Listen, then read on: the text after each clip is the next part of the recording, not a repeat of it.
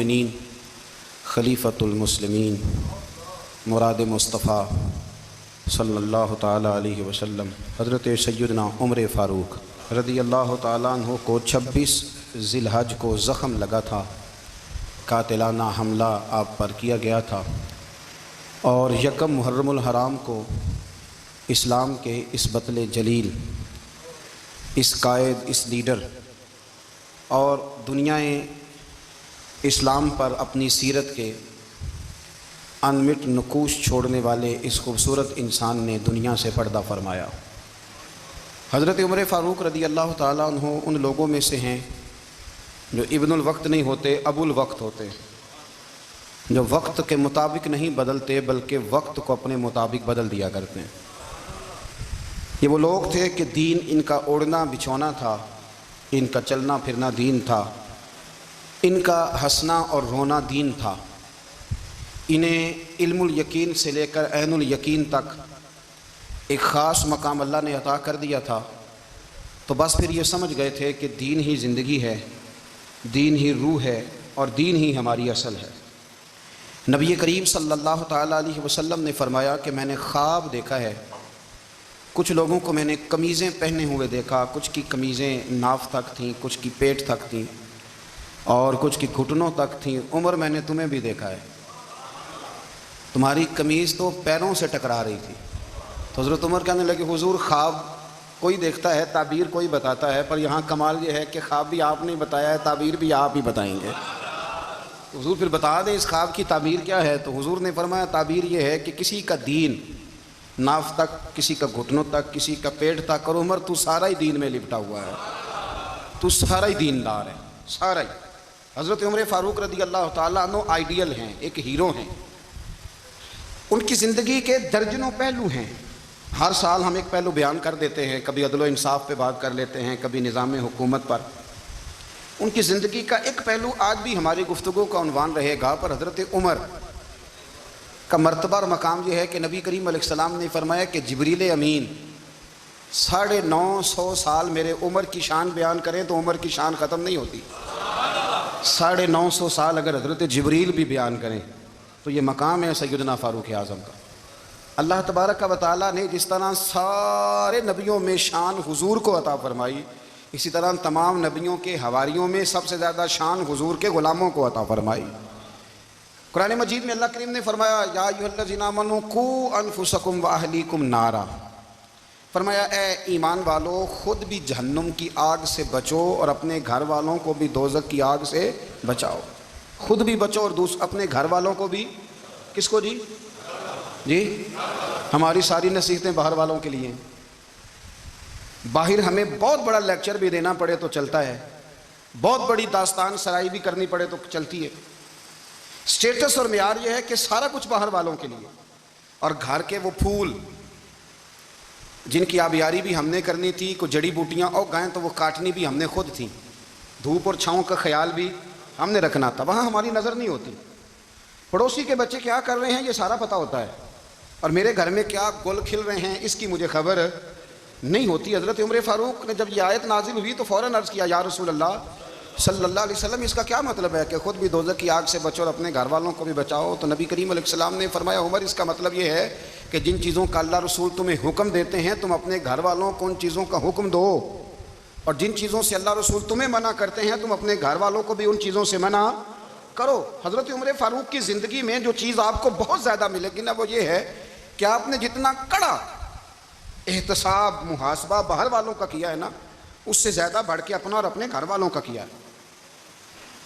ये बड़ा अजीब मामला है कि हम जितने लोग हैं हमारा मेयार ये है कि सामने वाला गलत है और मैं ठीक, यानी दूसरे का बच्चा गली में नज़र आ जाए तो उसकी गलतियाँ निकलनी शुरू हो जाएंगी, और मेरा बच्चा सारा शहर घूम आए एक टायर पे मोटरसाइकिल पे, तो हम कहते हैं कि अभी बच्चा है, इंशाल्लाह सियाना हो जाएगा। अगर अब्बा जी आज तक सियाने नहीं हुए कि इसको समझा लें, तो फिर बेटे का सियाना होना तो हो सकता है कि वो 60-70 साल लग ही जाएँ।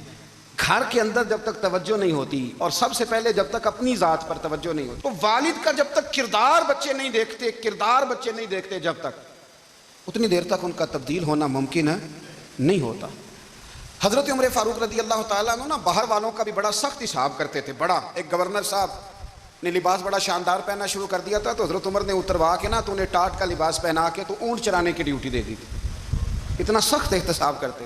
کسائی کی دکان پر بھی 1-2 گھنٹے کھڑے ہوتے تھے. جو آدمی مسلسل 2 دن گوشت خریدتا تھا نا فرماتے تھے اس کا ٹیکس بڑھا دو, لوگوں کو دال نہیں مل رہی اور یہ روز گوشت کھاتا ہے. حضرت فاروق اعظم, اس کو جزیہ کہا جاتا تھا, یا کچھ اور معاملات ہوتے تو بڑھا دیتے تھے. مسلسل جو 2 دن آدمی گوشت کھاتا تھا فرماتے تھے مدینے میں غربت ہے, اگر یہ والا نظام تم کرو گے تو غریب لوگ کس کی طرف دیکھیں گے. لیکن اس سے زیادہ بڑھ کر جو ان کی زندگی کا معیار اور سٹیٹس تھا وہ یہ تھا کہ اپنے گھر کا خاص خیال رکھتے, خاص توجہ کرتے. ملک شام سے اور ایران سے کچھ لوگ آپ کی خدمت میں آئے تو وہاں سے کچھ کنیزیں بھی آئیں. ان کے بادشاہ پیغام لے کے, شاہ ایران کی کنیز کو ملکہ نے کہا کہ نا حضرت عمر کی زوجہ کو دیکھ کے آنا ذرا کس طرح کی ہے. ہمارے ملک میں کیا کہتے ہیں, خاتون اول, جی خاتون, باقی سارے دونوں میں خاتون اول. ذرا خاتون اول کو دیکھ کے آنا. تو وہ جب آئی نا گھر میں ملنے تو کہا کہ مجھے میری ملکہ نے کہا تھا کہ عمر کی زوجہ سے, اہلیہ سے ملاقات کر کے آنا. تو حضرت عمر کی اہلیہ نے نا ایک جوڑا کپڑوں کا دے دیا ملکہ کے لیے اور ایک خوشبو کی شیشی دے دی. اب جب وہ تحفے وہاں بھیج گئے تو اس ملکہ نے نا کچھ سونے کا سامان بھیجا, کچھ زیورات بھیجے, کچھ تحائف بھیجے. جب حضرت عمر کے گھر آئے نا وہ خادم لے کے آیا, اس نے کہا جی آپ کی اہلیہ نے تحفے بھیجے تھے. تو جواب میں شاہ ایران کی بیوی نے, یہاں جس ملک کا وہ سفیر تھا, انہوں نے بھی یہ بھیجے. تو حضرت عمر فاروق نا وہ تحفے لے کے گھر گئے تو جا کے کہنے لگے اپنی اہلیہ سے, یہ تو کب سے تحفے تحائف بھیجنے لگ گئی ہے, یہ کب سے نظام شروع ہو گیا؟ تو کہ حضور تحفہ دینا لینا تو ٹھیک ہے, سنت ہے, محبت بڑھتی ہے, تو یہ کوئی قباحت نہیں, اور میں نے اپنی ذاتی استعمال کے لیے جو چیزیں رکھی تھی وہ میں نے دی ہیں. تو حضرت عمر فاروق رضی اللہ تعالیٰ عنہ فرمانے لگے ہم نے کسی ملک کے ساتھ اور اس کے بادشاہ کے ساتھ ذاتی تعلق نہیں بنانا. تعلق جو بھی بنے گا رسول اللہ کے دین کی برکت سے بنے گا. ذاتی رشتے نہیں ہم نے قائم کرنے. ذاتی آپ کے ملک کی جو ایئر لائن جس کا ہر سال خسارے کا ڈنڈورا پیٹا جاتا ہے نا, وہ ہمارے بادشاہ صاحب اور صدر صاحب اگر غیر ملکیوں کو گھوڑا کبھی بھیجنا ہو نا, گھوڑا, تو پورا ایک جہاز گھوڑا لے کے تحفے میں جاتا ہے. پورا جہاز غریب قوم کا یہ سرمایہ, اور قوم بڑی بادشاہ ہے, لائنوں میں لا کے ووٹ دیتی ہے.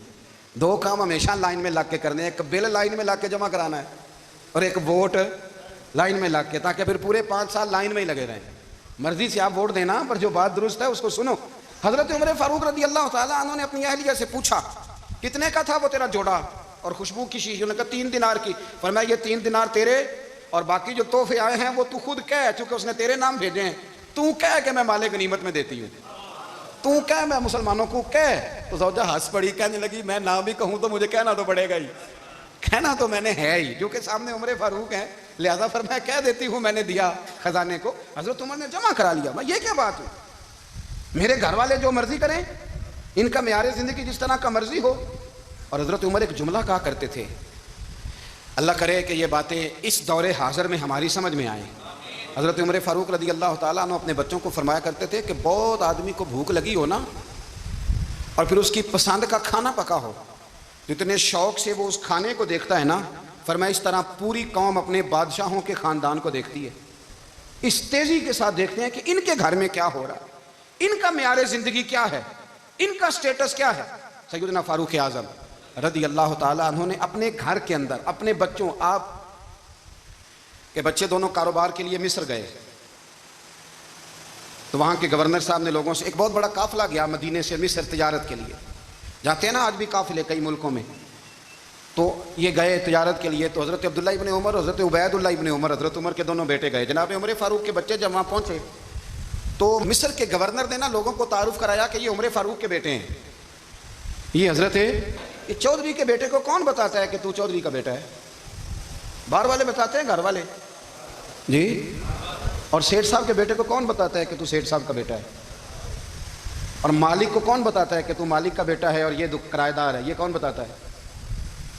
یہ سوچ ہم دیتے ہیں بچوں کو. چودھری اور کمی کی سوچ, امیر اور غریب کی سوچ, مالک اور کرایہ دار کی سوچ, گھر کے مالک کی اور کام کرنے والے کی سوچ, یہ ہم دیتے ہیں. یاد رکھنا یہ ہم دیتے ہیں, یہ ہمارا مزاج ہے, یہ باہر سے نہیں آتی. تو کوئی شہزادہ ہے